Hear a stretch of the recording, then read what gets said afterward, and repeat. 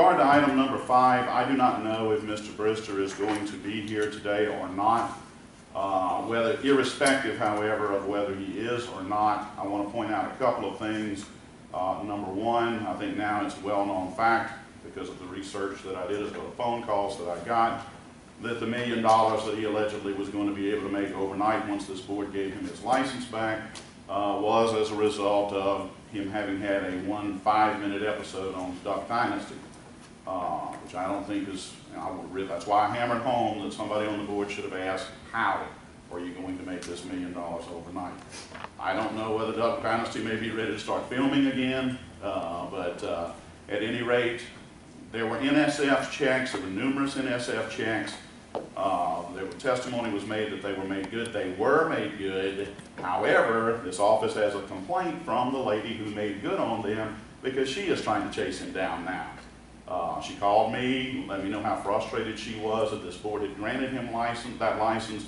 So I would assume, who happens to be his ex-wife, I would assume that she would want that taken into consideration and at least pose the question of him of taking care of her pursuit. She was supposed to follow through with the district attorney there to see if she would have some kind of resource. But that's how those NSF checks were made good. I think it's also a well-documented fact that I forget, Cross Keys Bank, I believe, was the bank that was involved with the man lift. The only reason they got paid is they were paid through his bonding company. And I don't know, it may be that this is just on there because he asked for it to be on there. I don't know the level of scrutiny that the board is going to give to it. I'm just stating that I hope it's a lot more than was given last time, irrespective of whether he's here or not, because I got a lot of feedback from North Louisiana auctioneers, Mr. Sims, I would assume you probably did too, that had some very select commentary from Mr. Brister. I'll let it go with that. A couple things that I want to discuss very briefly. Number one, just kind of point on Mr. Brister, and I know we brought some things up in reference to Mr. Brister way back then. I gave him permission to go out and do what he did. I'll stand, and my stand is still the same, that, I think he should, and that, it's going to be another episode of what has happened to other auctioneers who we have permitted to go out there and break the public. I think that the board needs to have a conscience of that if you don't do right by one time, you're not going to do right a second time, third or fourth. Then need a motion regarding Mr. Mark Brister. Under item number 5, the agenda. I move the board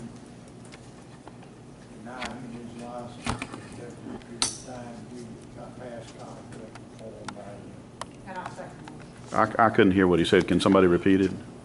I heard deny. I didn't hear the. Move that his application bond reinstatement be denied due to past performance before this board, and it be suspended as it is right now for an indefinite period of time. Thank you for the repeat. That was clear. You got all that? I did. Thank you. I have no discussion. Further discussion?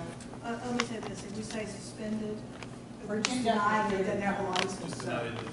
Yeah, I don't know that we need to suspend it. Yeah, I'll take 10 seconds. The board denies the license for an indefinite amount of time due to past performance. Correct. That would, if you would amend that, Mr. Stokes, as your I motion. move that he be suspended for an indefinite period of time due to Denied, not past. suspended.